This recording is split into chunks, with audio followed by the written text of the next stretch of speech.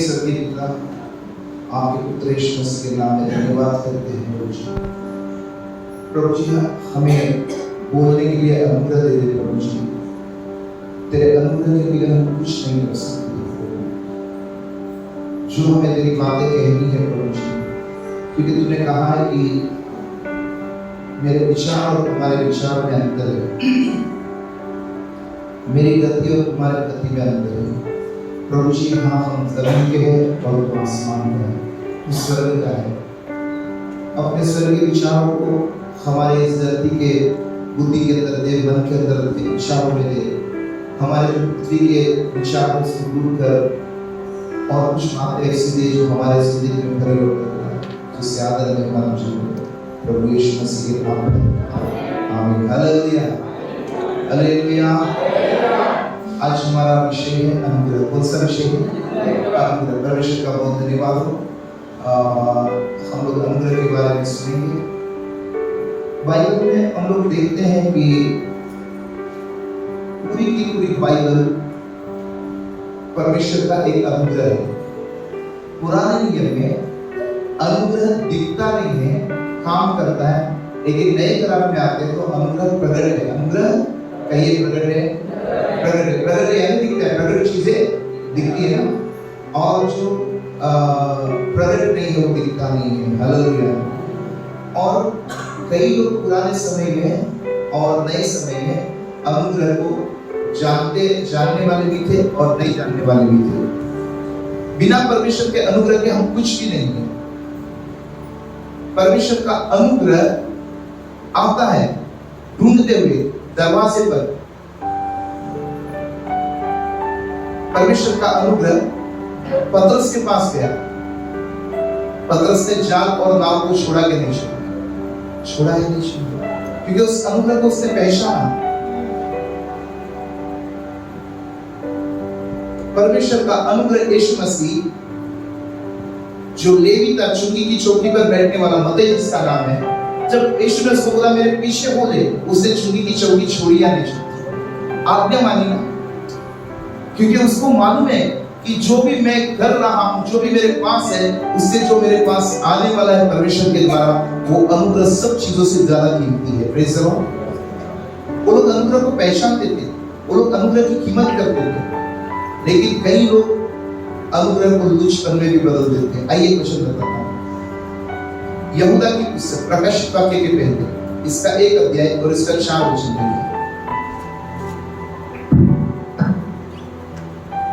क्योंकि कितने ऐसे मनुष्य चुपके से हमें आ मिले हैं। देखिए, ऐसे लोग चर्च में होते हैं, चर्च में आ मिलते हैं। ऐसे लोग हम में आ मिले हैं जिनके इस दंड का वर्णन पुराने समय में पहले से लिखा गया था। इनके दंड का वर्णन पुराने समय में पहले से लिखा हुआ है। ये भक्तिहीन है। ये कैसे हैं? आते हैं चर्च में, लेकिन होते हैं कैसे? कैसे होते हैं? इनको भक्ति से कोई वास्ता नहीं है।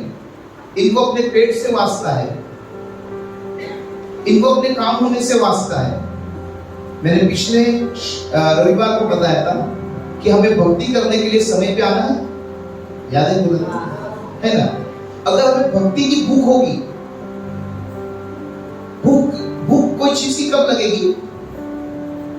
जब उसका स्वाद हमें मालूम होगा, जब उसकी ताकत हमें मालूम होगी। दूसरे तीमुथियुस 3 अध्याय में लिखा हुआ है, वो भक्ति का भेष धारण करते हैं, लेकिन वो भक्ति की शक्ति को जानते हैं। भेष धारण नहीं करना है, दिखावटी नहीं रहना है। सच में हमें परमेश्वर की भक्ति आत्मा और सच्चाई से करनी है। पढ़िएगा। ये भक्तिहीन है। वे भक्तिहीन है, वे तो भक्ति नहीं करते हैं। और हमारे परमेश्वर के अनुग्रह को लुचपन में बदल डालते हैं। अनुग्रह तो हुआ इनके ऊपर, लेकिन वो लुचपन में बदल डालते हैं। और क्या करते हैं? और हमारे एकमात्र हमारा स्वामी और प्रभु यीशु मसीह, वो जो स्वामी है यीशु मसीह, उसका इनकार करते हैं। हालेलुया। ये इनकार मुंह से नहीं करते हैं, ये अपने कामों से इनकार करते हैं। क्योंकि मैं पहले ही बता चुका कि कई लोग ऊपर से हमें दिखते हैं नम्र, लेकिन वो अंदर से नम्र होते नहीं।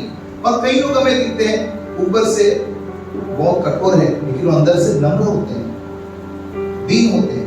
और परमेश्वर का अनुग्रह दीन लोगों के ऊपर होता है, अनुग्रह को लुचपन में बदल देते हैं। इब्रानियों की पुस्तक में एक जगह पर लिखा हुआ है, ध्यान से देखते रहो मंडली के अंदर कि कोई अनुग्रह से नीचे नहीं गिर जाए। अनुग्रह मालूम ही नहीं तो नीचे गिरने का सवाल ही क्या है। हालेलुया। अनुग्रह हमें मालूम होना चाहिए। एक बार अनुग्रह सामरी नगर के एक कुएं के पास जा खड़ा हुआ और उस औरत को वहां पानी भरने आने का समय था, एक सामरी औरत का। और तब यीशु ने कहा, मुझे पानी पिला दे। उस औरत ने कहा, हमारे और तेरे जाति में अंतर है, हम छोटी जाति के लोग हैं और तुम बड़ी जाति के लोग हो। वो अनुग्रह को नहीं समझती थी, वो जातियों को समझती थी।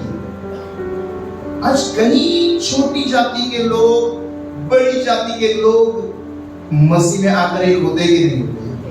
हाँ या नहीं? आपको मालूम है ब्राह्मण लोगों का उद्धार हुआ और चमार लोगों का उद्धार हुआ, लेकिन जब वो मसीह में आते हैं तो ब्राह्मण और चमार वाली दीवार टूट जाती है, क्योंकि बाइबल में लिखा हुआ है उसने क्रूस के ऊपर उस दीवार को गिराकर हम दोनों को एक करके परमेश्वर से मिला दिया। ये उसका अनुग्रह है, ये उसका अनुग्रह है। जो मैंने वचन बताया वो एफएसी 2:14 में है। उसने दो करने वाली दीवार को गिरा दिया और क्रूस के पास आने के द्वारा उन्हें एक कर दिया, और ये परमेश्वर का अनुग्रह है। उस सामरी स्त्री को यीशु ने कहा, अगर तू परमेश्वर के वरदान को जानती थी, परमेश्वर के अनुग्रह को पहचानती थी, और जो तेरे सामने खड़ा है उसको भी तू जानती, तो तू मुझसे मांगती थी। तू मुझसे मांगती थी, मैंने तेरे से ये पानी मांगा, लेकिन तू मुझसे मांगती तो मैं तुझे वो पानी देता जो अनंत काल तक तेरे हृदय में जर्रा बन के उभरता रहता। Praise the Lord. क्या हुआ मालूम है? वो बड़ी व्याकुल हुई, उसने बोला पानी जल्दी से पिला दे जिससे मुझे प्यास न लगे। यीशु ने बोला तेरे पति को लेकर आ, तेरे आदमी को भी लेकर आ। उसने बोला मेरा आदमी नहीं है, मेरे पास कोई आदमी नहीं। यीशु ने कहा तू सच कहती है, तूने 5 विवाह किए हैं, तूने 5 विवाह किए हैं, और अभी जो 6वां व्यक्ति है वो तेरा आदमी नहीं है। जो विवाह किए 5 ने छोड़ दिया, और अभी जो 6वां उससे तेरे विवाह भी नहीं हुए, ये तूने सच कहा कि तेरा कोई आदमी नहीं है। और दौड़ी गई, और दौड़ी।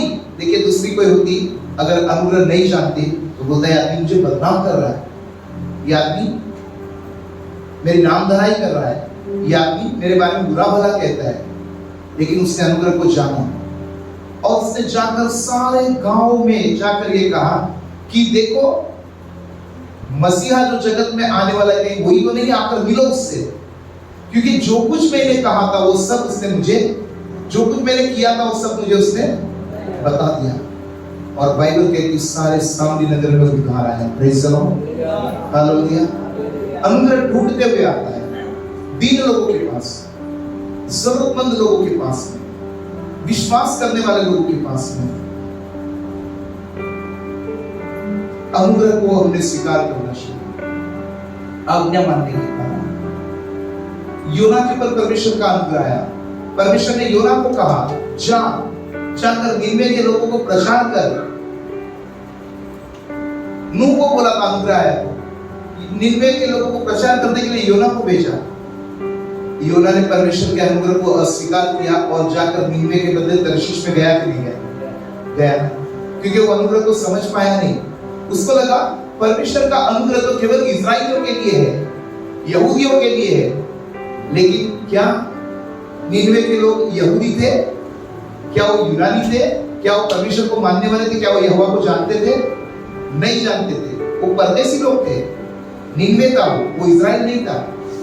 लेकिन परमेश्वर सारे जगत के लोगों से प्रेम करते हैं। किससे प्रेम करते हैं? सारे जगत के लोगों से प्रेम करते हैं। और सारे जगत के लोगों के लिए उसका अनुग्रह प्रकट है कि जगत के लोग पाप से छुड़ाए जाए और परमेश्वर के राज्य में दिखाई दे। तीतुस 2:11 में यही लिखा हुआ है, परमेश्वर का अनुग्रह प्रकट है जो सब मनुष्य के लिए उद्धार का कारण है। क्या है वो? उद्धार का कारण है। परमेश्वर का अनुग्रह प्रकट है, यानी यीशु मसीह प्रकट है जो सारे मानव जाति के लिए उद्धार का कारण है। परमेश्वर का ये प्यार है, ये सारे संसार के लोगों के लिए प्यार है कि उसने मरियम के ऊपर अपना अनुग्रह भेजा। वो मरियम के गर्भ के अंदर एक बालक के रूप में आकार लिया, मरियम के द्वारा उसका जन्म हुआ और वो अपने लोगों के बीच में चला फिरा। हालेलुया। और वो अनुग्रह है। एफेसियंस के 2 अध्याय को पढ़ेंगे, 8 वचन को देखते हैं। एफेसी 2 और 8। क्योंकि विश्वास के द्वारा अनुग्रह ही से, देखिए परमेश्वर के अनुग्रह के ऊपर हमारा विश्वास होना चाहिए। क्या होना चाहिए? विश्वास के द्वारा अनुग्रह ही से तुम्हारा उद्धार हुआ है। कैसे उद्धार हुआ है? विश्वास किया तुमने परमेश्वर के अनुग्रह के ऊपर, विश्वास किया तुमने परमेश्वर की अनुग्रह के ऊपर, और ये अनुग्रह है। मैंने बताया कि मिस्री लोगों ने उनको धन दिया और वो कंगाल हो गए। वो इनकी मेहनत से नहीं था ना धन। इजराइलियों ने मेहनत किया था क्या? उन लोगों के घर में जाके काम किया था, उनकी खेती बाड़ी की थी, या ऐसे ही मुफ्त में दे दिया वो?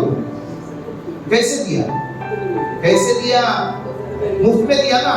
खाली परमेश्वर ने कहा था कि जब तुम यहाँ से निकलोगे तो तुम कंगाल नहीं निकलोगे, तुम मिस्रियों से धन मांग लेना और मैं उनको ऐसा मन दूंगा कि वो तुमको धन दे देंगे और तुम बड़ा धन लेकर निकलोगे और इस तरह तुम मिस्रियों को लूटोगे। देखिए, लूटोगे शब्द का मतलब ये हुआ कि चाकू बताकर किसी से ले लो, छीन के ले लो। लेकिन परमेश्वर ऐसे लुटवाता है, मांग के ले लो, और वो सब तुम्हें, लूटने वाला जब आता है तो पूरा जड़ती लेता है और सब कुछ लूटता है, कुछ छोड़ता है क्या? घर में अगर 2 लुटारे घुस गए, चाकू दिखाएंगे, लुटारे लोग तुमसे मांगेंगे घर में सोना किधर है भाई साहब दे दो मुझे, कोई देगा? कैश किधर रखा है थोड़ा दे दो करके देगा? अच्छे कबाड़ में कपड़े कहाँ है वो दे दो, कोई देगा? मांगने से देगा? नहीं। लूटने वाला चाकू कुछ भी दिखाकर, लेकिन परमेश्वर के तो फितरत ही एक अलग है, मांगने वाले से लुटवा दिया। लुटेरा ने नहीं लूटा, मांगने वाले ने लूटा। परमेश्वर ने उनके मन के अंदर ऐसी बात डाली, दे दो इनको, सारे कपड़े दे दो, उन्होंने सारे कपड़े, सारे दागिने दे दो, उन्होंने सारे दागिने दे दिए, सारे पैसे दे दो, उन्होंने सारे पैसे दे दिए, सारे जनावर दे दो, सारे जनावर। जब वो चले गए तब इनको पता चला कि हमारे पास तो कुछ भी नहीं रहा। क्या वो लोग मिस्र को लूट सकते थे क्या? नहीं लूट सकते थे। मिस्री लोग उनको मारते थे, खत्म कर देते थे, लेकिन परमेश्वर का अनुग्रह जब आता है तो कुछ भी असंभव नहीं है। Praise the Lord. यहां पर हम देखते हैं परमेश्वर का अनुग्रह से जो हम कर नहीं सकते हैं, हम अपने आप परमेश्वर के पास जा सकते हैं। कोई जा सकता है क्या? अपने अपने सबके पास में रास्ते हैं, लेकिन परमेश्वर के पास जाने का रास्ता केवल और केवल वो अनुग्रह है जो यीशु मसीह में परमेश्वर ने मनुष्य के लिए किया है। अनुग्रह से हमारा उद्धार होता है, हमारी माफी हम खरीद नहीं सकते हैं, पापों की क्षमा हम खरीद नहीं सकते हैं, ये मांगनी पड़ती है और मांगने से हमें वो माफी मिल जाती है जो सबसे बड़ा धन है। मांगने से हमें वो अनंत जीवन मिलता है जो खरीदने से नहीं मिलता, जो कर्मों से नहीं मिलता है। पढ़िएगा उसे। क्योंकि विश्वास के द्वारा अनुग्रह ही से तुम्हारा उद्धार हुआ है, और ये तुम्हारी ओर से नहीं, ये तुम्हारी ओर से नहीं है। जैसे मिस्री लोग, जैसे इजराइली लोग मिस्र का धन लेकर धनवान हुए थे, ये उनका काम का फल नहीं था। आपका उद्धार, आपकी पाप की क्षमा आपके काम का फल नहीं है, ये केवल परमेश्वर का अनुग्रह यीशु मसीह में है। उस अनुग्रह से तुम्हारा उद्धार है। हालेलुया। अनुग्रह के बारे में हम लोग बहुत सारी बातें कर सकते हैं, लेकिन अब एक वचन पढ़ने के बाद हम लोग समाप्त करेंगे। अनुग्रह केवल यही नहीं करता। कई बार जैसे मैंने थोड़े समय पहले बताया, यूहान बपतिस्मा देने वाले मूसा, एलिया और एक पौलुस के बारे में बताकर समाप्त करता हूँ। आइए जल्दी से दूसरा कोरिन्थियों 12 अध्याय और इसका 7 वचन से पढ़ेंगे। 12 और 7। इसलिए कि प्रकाशनों की बहुतायत से फूल न जाओ। पौलुस कहता है कि मैं प्रकाशनों की बहुतायत से फूल न जाओ। मेरे शरीर में एक कांटा चुभाया। मेरे शरीर में, पौलुस के शरीर में एक कांटा चुभाया गया। अर्थात शैतान का एक दूत। शैतान का एक दूत कि मुझे घूंसे मारे। देखिए, अय्यूब के जीवन में शैतान को अनुमति परमेश्वर ने दी, हाँ या नहीं? शैतान अय्यूब के जीवन में परमेश्वर के अनुमति के बगैर आ सकता था क्या? नहीं आ सकता था। मैं एक दिन बताऊंगा, मैंने एक बार बाड़े के ऊपर से प्रचार किया था, लेकिन और एक नया प्रचार बाड़े के ऊपर से करूंगा, क्योंकि जब अय्यूब के बारे में देखता हूं तो वहां बाड़े को मैंने देखा है।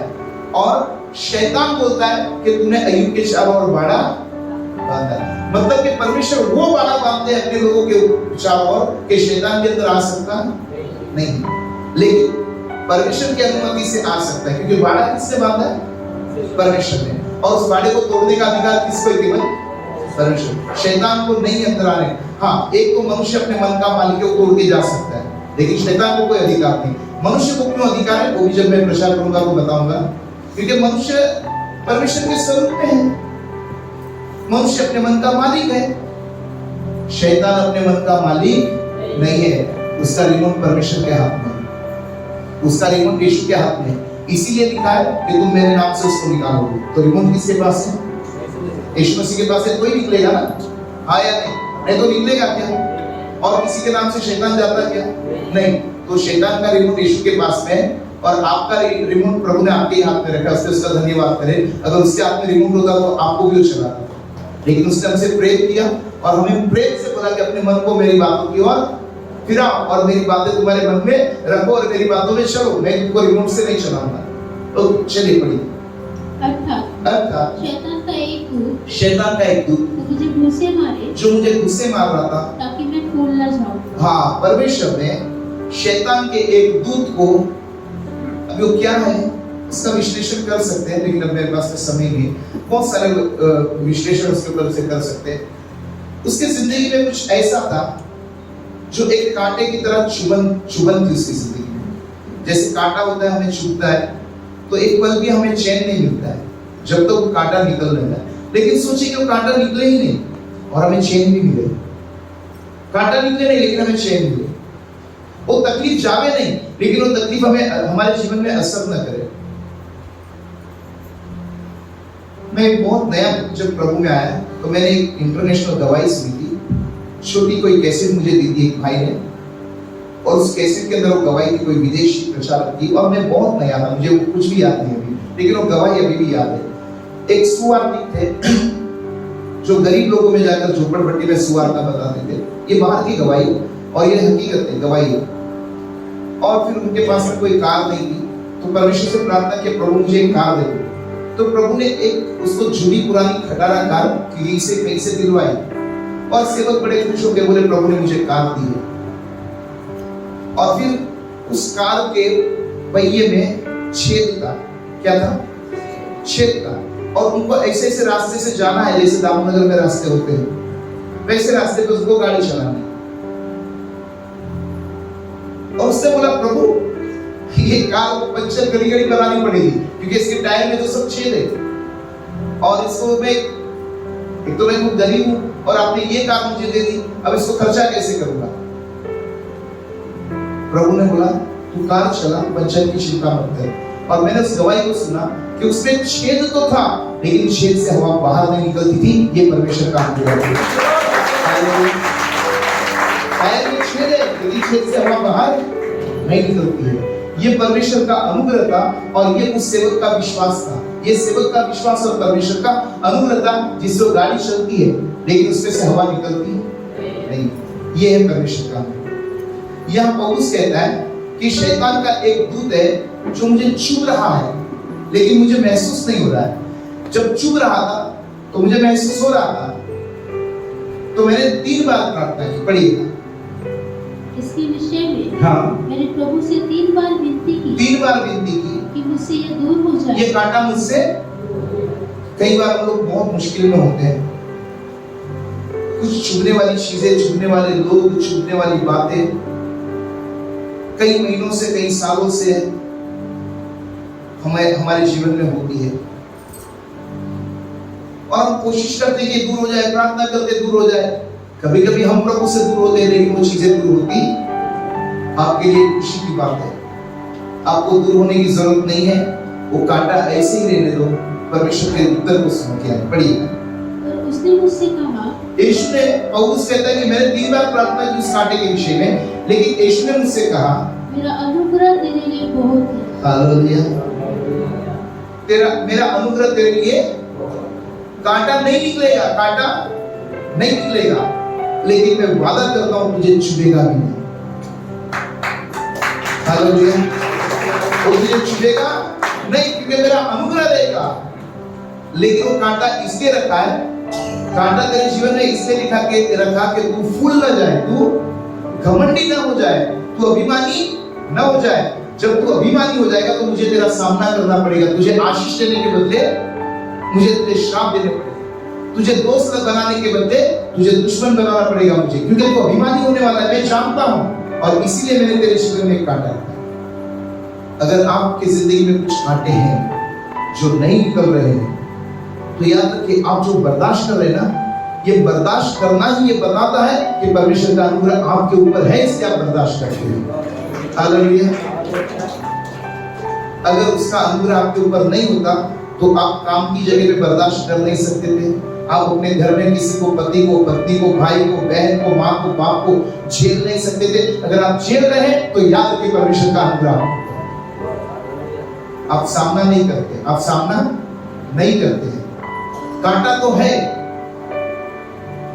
वो दुख के रूप में कांटा है, वो बीमारी के रूप में कांटा है, वो इंसान के रूप में कांटा है, वो किसी काम के रूप में कांटा है। तुम फूल न जाए, परमेश्वर ने उससे रखा हुआ उसको, लेकिन वो तुम्हारी जिंदगी में असर नहीं करेगा, वो बेअसर रहेगा। वो छेद तो रहेगा, वो छेद तो नहीं मिटाऊंगा, मैं तुझे नया टायर भी नहीं दूंगा, उसको बनाने के लिए पैसे भी नहीं दूंगा। मेरा अनुग्रह उसके लिए काफी है, क्योंकि उसमें से हवा भी मैं नहीं निकलने दूंगा। हालेलुया। क्या समझ पा रहे? ये होता है अनुग्रह, ये होता है अनुग्रह।